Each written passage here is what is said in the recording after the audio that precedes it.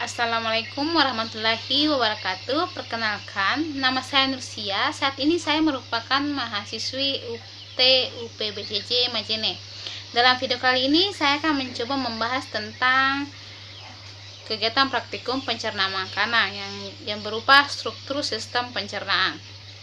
Tujuan dari kegiatan praktikum ini ialah untuk mengetahui atau dapat mengurutkan bagian dari sistem pencernaan.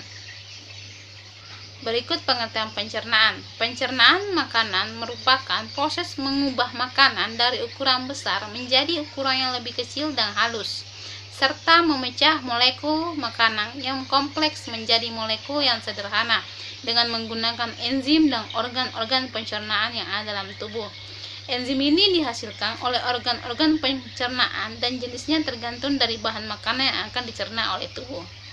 Zat makanan yang dicerna akan diserap oleh tubuh dalam bentuk yang lebih sederhana. Proses pencernaan makanan pada tubuh manusia dapat dibedakan atas dua macam. Di antaranya, proses pencernaan secara mekanik, yaitu proses perubahan makanan dari bentuk besar atau kasar menjadi bentuk yang lebih kecil dan halus.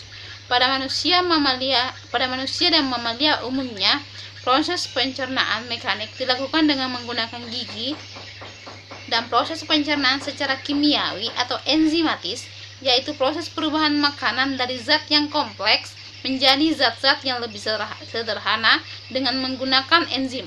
Enzim adalah zat kimia yang dihasilkan oleh tubuh yang berfungsi mempercepat reaksi-reaksi kimia dalam tubuh. Berikut gambar dari sistem pencernaan yang ada pada manusia. Proses pencernaan makanan pada manusia melibatkan alat-alat pencernaan makanan. Alat-alat pencernaan manusia adalah organ-organ tubuh yang berfungsi mencerna makanan yang kita makan. Alat pencernaan dapat dibedakan atas saluran pencernaan dan kelenjar pencernaan. Kelenjar pencernaan menghasilkan enzim-enzim yang membantu proses pencernaan kimiawi. Kelenjar-kelenjar pencernaan manusia terdiri dari kelenjar air liur, kelenjar getah lambung, hati atau hiper, dan pankreas.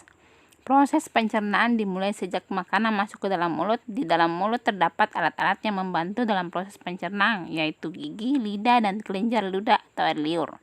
Di dalam rongga mulut, makanan mengalami pencernaan secara mekanik dan kimiawi, kemudian menuju ke kerongkongan. Di kerongkongan merupakan saluran penghubung antara mulut dengan lambung.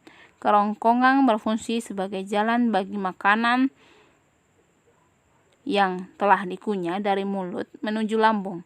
Makanan berada dalam kerongkongan hanya sekitar 6 detik. Bagian pangkal kerongkongan atau farin berotot lurik. Otot lurik pada kerongkongan bekerja secara sadar menurut kehendak kita dalam proses menelan. Artinya, kita menelan jika makanan telah dikunyah sesuai kehendak kita. Setelah ditelan, kemudian menuju ke lambung. Lambung atau ventriculus merupakan kantung besar yang terletak di sebelah kiri rongga perut sebagai tempat terjadinya sejumlah proses pencernaan. Dinding lambung terdiri dari otot yang tersusun melingkar, memanjang, dan menyerong. Otot-otot tersebut menyebabkan lambung berkontraksi sehingga makanan teraduk dengan baik dan bercampur secara merata dengan getah lambung. Hal ini menyebabkan makanan di dalam lambung berbentuk seperti bubur. Makanan umumnya bertahan 3-4 jam di dalam lambung. Makanan berserat bahkan dapat bertahan lebih lama. Dari lambung, makanan sedikit demi sedikit keluar menuju usus halus. Pencernaan yang terjadi di dalam usus halus berlangsung secara kimiawi atau secara enzimatis.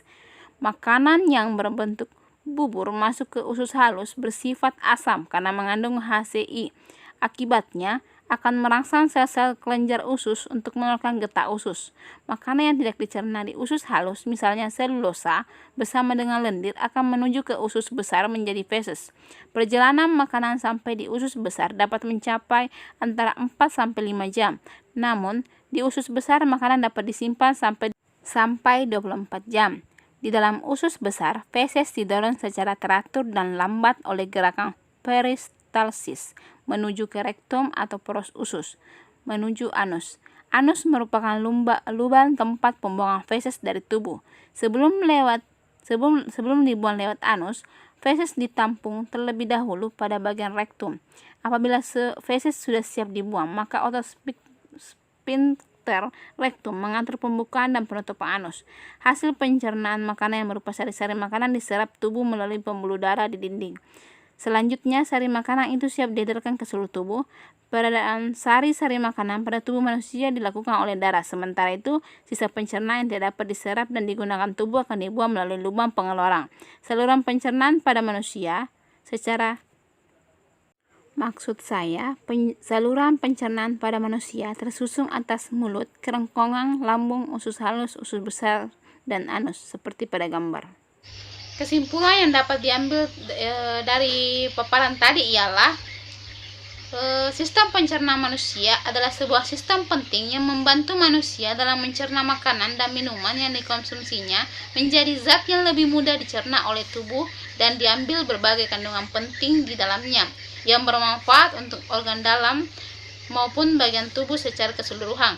Hal ini terjadi karena adanya proses perubahan makanan dan penyerapan sari-sari makanan yang berupa nutrisi-nutrisi yang dibutuhkan oleh tubuh dengan bantuan enzim yang memecah molekul makanan kompleks menjadi sederhana sehingga mudah dicerna tubuh.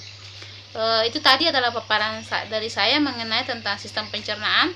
Sekian dan terima kasih. Assalamualaikum warahmatullahi wabarakatuh.